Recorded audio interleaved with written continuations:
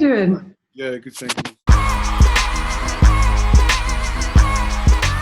You've achieved a lot of success as a rugby player now. You've played for England, you've scored tries for England, you've vice-captained England, you've had a phenomenal career, and you're still only young, so you've still got loads more to do probably. Did that ultimately leave you with a sense of fulfilment? If I was to talk to my younger self, I think what I didn't realise was that once you get to the top, there's always like another mountain to climb.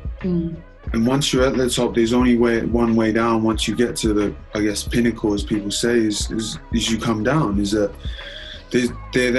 you then get labelled with an expectation that you can't live up to, because it's not your expectation, it's other people's.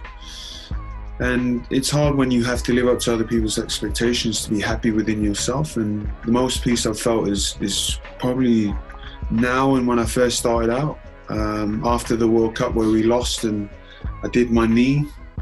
I kind of said to myself, right, I've put rugby at the top of my priority list, and that should never be the way that I think about my life.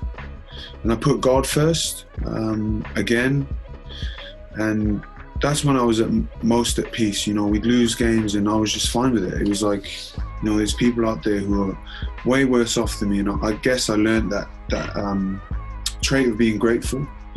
I was ungrateful when, like you said, we were winning. I was vice captain. There was always something else that I wanted to do to impress other people and not myself or the people that love me. And now I feel like I'm back to that stage, and hopefully I'll never leave that again. I've gone through a period where I was successful, or I am successful, and I wasn't happy. Whereas at the moment, like, I'm not playing rugby.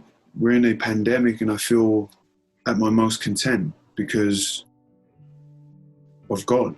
So that's the difference for you, is it? It's that when your priorities are right and God is at the centre, you feel happiest. Oh, 100%, 100%.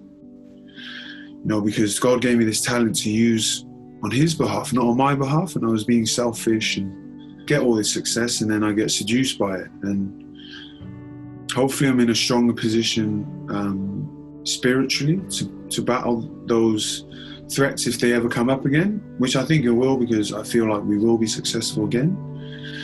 But at the same time, I have to make sure that God is always first in my life. And sometimes it will feel forced. It does, but at the same time, you've got to keep fighting it, because I guess the devil always wants to see you trip up. Yeah, definitely. I think that's a daily battle that we all contest with, isn't it? What would your advice be to someone that's looking to faith and is maybe wrestling with some of those questions and those issues that you've been through? If you've tried everything else, you've tried the alcohol, you've tried the drugs, you've tried sleeping around, you've tried whatever you wanted to do to give yourself self-gratification, and you're still asking these questions, and something or someone is pushing you towards God, then what have you got to lose?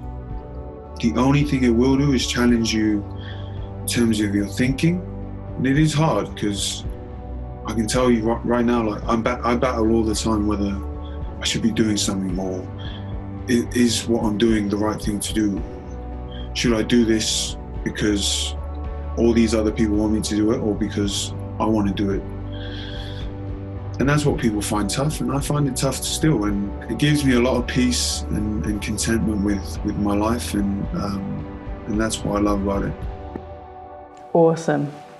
Lovely, thank you. Now, I also read in your book that you're quite good at karaoke and you love dancing, so I was just wondering if we could wrap up with a little dance move. Maybe you could give us... No, I'm joking. I can't believe that made the book.